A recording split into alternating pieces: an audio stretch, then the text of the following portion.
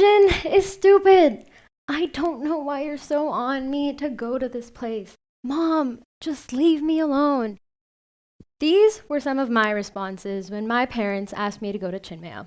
Chinmaya is a spiritual institution focused on self-development through the teachings of the Vedanta, or Hinduism. As a 16-year-old girl, I believed that holy texts or scriptures could never affect me. I believed that I was better than that, and I didn't need them in my life. Eventually, my parents urged me and actually compelled me to go, and that is honestly the best decision they've ever made. I walked into Chinmaya not knowing what to expect. We talked about many things there. We talked about our hopes, our dreams, our goals, ambitions, and how we were going to achieve these things. So I want you all to think about a question. What do you want to be when you grow up? What is your goal in life? Usually when I ask this question, the answers I get are vocations. Like, I want to be a doctor or an engineer or a teacher or a lawyer. But why do you want to be a doctor or a teacher or an engineer or a lawyer? In fact, why do we do anything that we do? The answer is happiness. Any action, goal, pursuit we have is because that makes us happy. The reason I'm up here talking to you all today is because I like to talk. And the reason you all have your own goals is because that makes you happy. So happiness is our goal, right? Anything we do for happiness. But the question we have to ask ourselves is our happiness eternal? See, sometimes we have times when we become increasingly happy, like 1:58 p.m. on a Friday and you have the entire weekend to yourself, or when your teacher hands back your test and has that big red A+ on it, or when you're just chilling with your friends at the movies. See, I'm just here thinking about them and I'm so happy. And I can see some of you in the audience smiling too. But do these emotions or certain situations give us happiness that's eternal? It's been about 3 seconds since I gave you my last example of hanging out at the movies, and none of you are really thinking about that or smiling about that anymore. See, these places or these little things that happen don't give us eternal happiness. There's so many things that we go through that we don't realize how happy we actually are. Humans are ignorant. It's our nature. We're ignorant to what we have, and we're ignorant to our accomplishments. So when I talk to ignorant about what we have, a couple months ago, I got my first phone. It was an iPhone X. And when I first got it, I was so happy. I was screaming, I was yelling, I was just so happy. But a couple weeks later, the iPhone XS came out. And I went up to my parents and I was like, I want the new phone.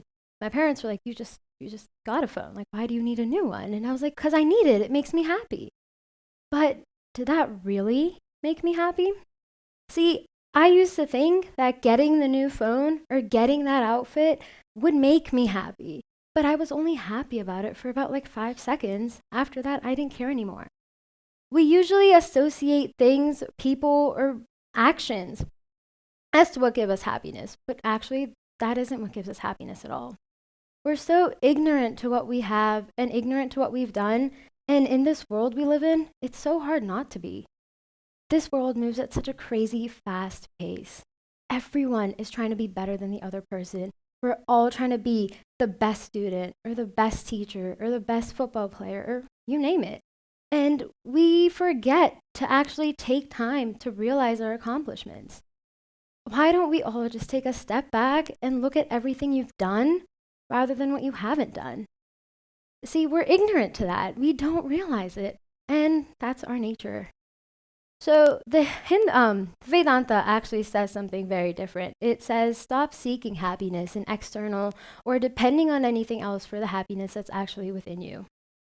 So there's a principle in the Vedanta that actually very much stuck out to me, and it's called Karma Yoga. Karma Yoga translates into proper action with the proper attitude. So what does proper action with the proper attitude mean? Proper action is those actions that are done for the welfare of many people, or things that are the best for the most amount of people. And proper attitude is the mindset you have when you receive the fruits of your actions. So when something good happens, you can be happy about it, but don't get too happy about it. And when something doesn't go your way, you can be upset, but don't let that sadness overwhelm you. There's actually a story I'd like to tell you all that actually kind of stuck with me. It's called the 99 Club story. So there was a day when a king and his minister were just walking around and they come across this farmer and his family. The farmer and his family look like they have nothing. They're dirt poor. They have no clothes on their back. But they're so happy. They're yelling, they're screaming, they're hugging each other, they're just playing around, and they look like they have the best life.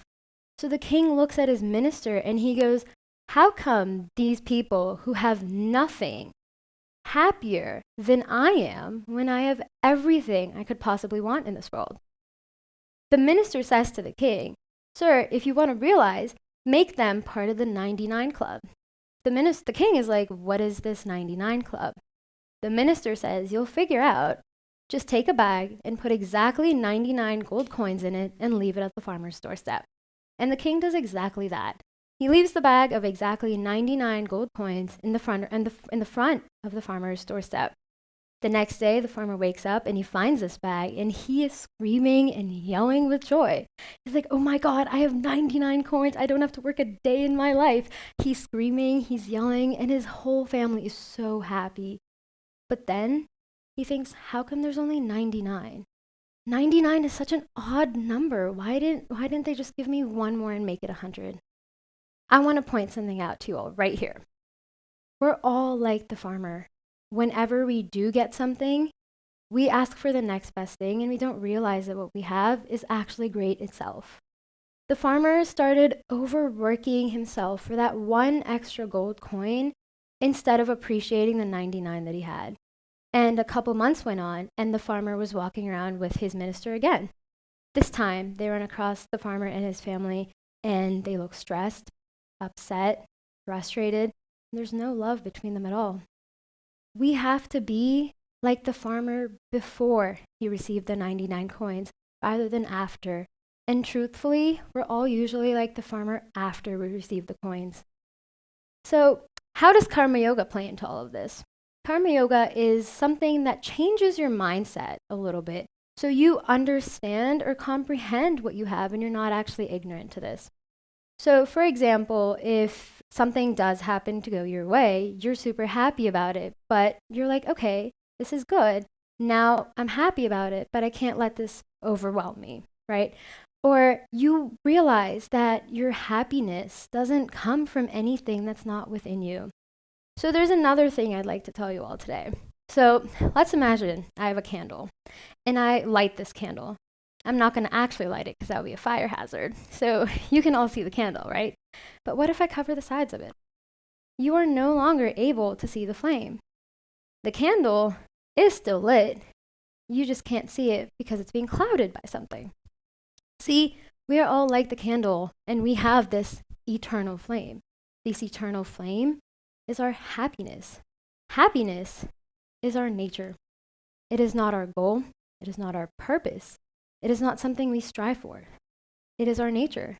We are happiness. And there's so many things like society's pressures and how ignorant we are that cause us to cover this flame and cause us to not realize what we have, and that what we have is happiness. What we have is happiness. So if we do realize that happiness is our nature, life goes so much smoother.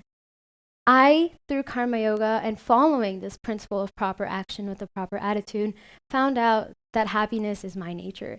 And the reason I'm telling you all of this here today is because I want you all to find your eternal happiness like I found mine. And there's also another reason why this is actually very important.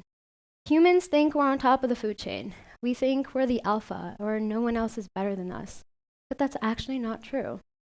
And thinking that way has caused us to destroy the environment. It's an issue that's very prominent in today's world.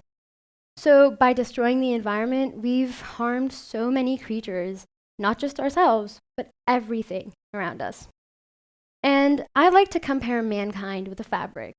So when you touch a piece of fabric, you immediately classify it as soft or coarse. But it's not the fabric that's soft or coarse, it's the individual threads that make up the fabric. So if a fabric has a majority of soft threads, then the fabric itself will be soft. And if the majority of the threads are coarse, then the fabric itself will be coarse. See, mankind is different because it has a choice whether you can be a soft thread, a good person, or a coarse thread, a bad person. And if you choose to be a good person, then we can together make the world such a better place, not only for yourself, but for everything and everyone around you. Now, my goal today is not to tell you to not go after that $1 million home or that high-paying job. I definitely work for that. If that is your goal, then go for it. But I want you to all realize that that $1 million home or that high-paying job is not what gives you happiness. You are the same amount of happy before you had that house or job and after you have that house or job. We all are happy. We just don't realize it. And once we do, the best thing to do with that happiness is to give it and spread it to other people, because that's the best thing a person can do. Thank you.